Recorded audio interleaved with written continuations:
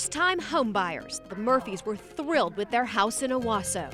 We're raising a family. We were like, this is perfect for our children. But only a few months in, there was trouble. ONG knocked on the door, said, we've got a gas leak.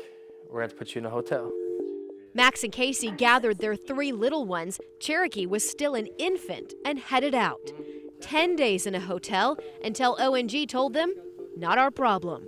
We've dug up all our lines. Mr. and Mrs. Murphy, it's not on us. We're going to be sending you home to a house with no gas.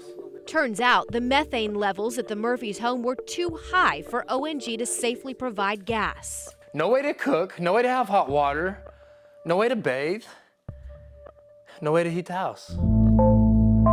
The family of 5 tried living like that for a while, then lived with relatives, then eventually came back home and converted the house to electric. But the methane gas is still leaking, seeping up through the ground. If they hold a flame over a crack in their driveway, it ignites and burns for quite a while. Look how high it is. Standing rainwater bubbles from the gas rising up. And 3 more houses on the Murphy Street have also since had their gas service shut down because of the methane leak. The developer checked for wells in that area, found a number, and then had them plugged to modern standards. The Corporation Commission dug up the Murphys' front yard trying to find the source of the methane gas, but couldn't trace it to any of those wells. They say it's a possibility there's another one down there they don't know about and can't find. Could there be a well there that we have no records on? Absolutely. We never knew that there was 24 confirmed capped wells in the area until the OCC had disclosed that to us and told us about that. Had we knew that alone, we wouldn't have bought this house. And the Murphys are not alone. In Ponca City, the Wall family has been out of their house for more than 2 years now because of a methane gas leak.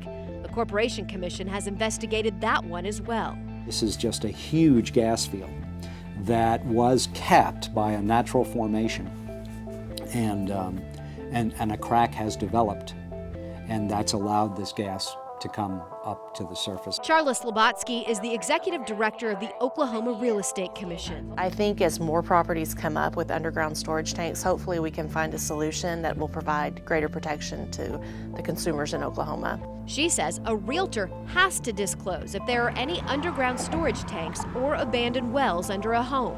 Someone selling by owner does not. A developer does not have to either.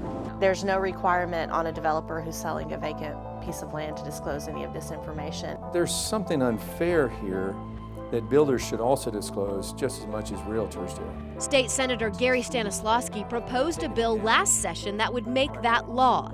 A citizen came to him who built $1 million home in Oak Tree in Oklahoma City. When they went to put a swimming pool in, they found they couldn't because of an old capped well.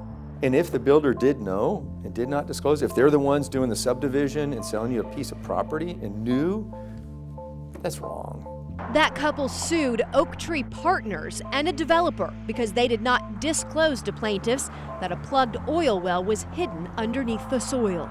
They alleged that even though there was no leak, just the presence of that well severely diminished their home's value.